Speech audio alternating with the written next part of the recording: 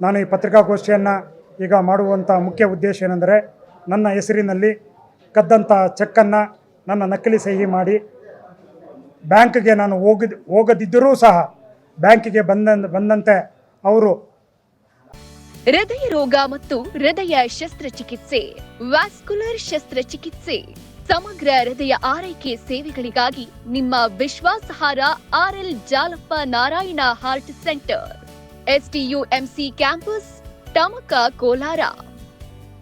180030090309. ಡ್ರಾ ನನ್ನ ಹೆಸರಿನಲ್ಲಿ 10 ಲಕ್ಷ ರೂಗಳನ್ನು ಅವರು ಡ್ರಾ ಮಾಡಿದ್ದಾರೆ. ಅದು ನನ್ನ ತಮ್ಮ ಮತ್ತು ಅವರ ತಂಡ ಒಬ್ಬರಿಂದ ಇದು ಮಾಡಿರೋಕ್ಕಾಗಿ ಸಾಧ್ಯ ಇಲ್ಲ. 5-6 ಜನ ಶಾಮೀಲಾಗಿದ್ದಾರೆ. ಮೊದಲನೇದಾಗಿ ನನ್ನ ತಮ್ಮ BN ಮಧುಸೂದನ್, ಆಮೇಲೆ ಅವನಿಗೆ ಸಹಕಾರ ನೀಡಿದಂಥ ದಳಸ್ನೂರು ರೈತರ ಸೊಸೈಟಿಯ ಕಾರ್ಯದರ್ಶಿಯಾದಂಥ ಶ್ರೀನಾಥ್, ಈತನೇ ಮೇಯ್ನ್ ರೂವಾರಿ. ಈತನ ಹಿಡ್ಕೊಂಡು ಒಂದು 4 ಪೊಲೀಸ್ ಇಲಾಖೆಯವರು ಅವ್ರ ಭಾಷೆಯಲ್ಲಿ ಮಾತಾಡಿದ್ರೆ ನಿಜಾಂಶವನ್ನು ಹೊರಗಡೆ ಬರ್ತದೆ. ಆಮೇಲೆ ನಮ್ಮ ಶ್ರೀನಿವಾಸಪುರ DCC ಬ್ಯಾಂಕಿನ ಕ್ಯಾಷಿಯರು ಮತ್ತು ಬ್ಯಾಂಕ್ ಮ್ಯಾನೇಜರು ಇಷ್ಟು ಜನ ಶಾಮೀಲಾಗಿ ನನ್ನ ಗಮನಕ್ಕೆ ಬಾರ್ದೇನೆ ಎಲ್ಲ ನಕಲಿ ಮಾಡಿ ಈ ಚೆಕ್ಕಲ್ಲಿ ಬರೆದಿರುವಂಥದ್ದು ನನ್ನ ಅಕ್ಷರಗಳೇ ಅಲ್ಲ.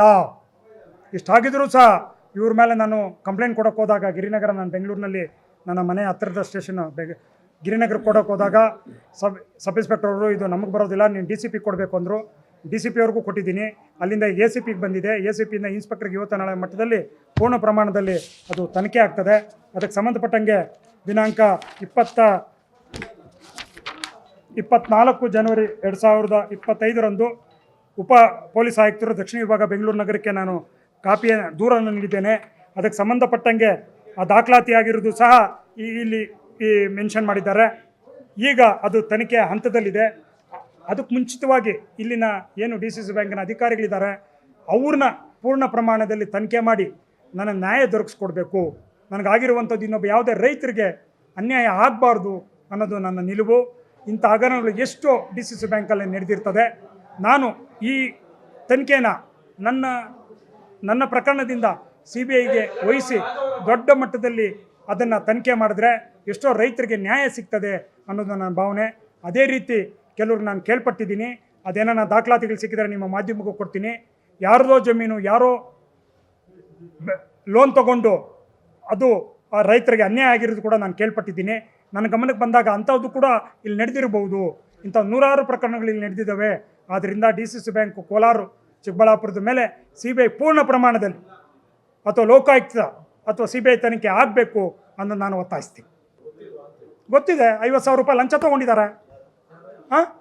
ಅವನು ಯಾರು, ನಮ್ಮ ದಳಸ್ನೂರು ಸೊಸೈಟಿಯ ಶ್ರೀನಾಥ್, ಶ್ರೀನಿವಾಸಪುರ ಶಾಖೆಯ DCC ಬ್ಯಾಂಕಿನ ಮ್ಯಾನೇಜರು, ಆಗಿನ ಮ್ಯಾನೇಜರು ಮತ್ತು ಆಗಿನ ಕ್ಯಾಷಿಯರ್, ಇವರು 3 ಜನ ಸಮಪಾಲಕರು.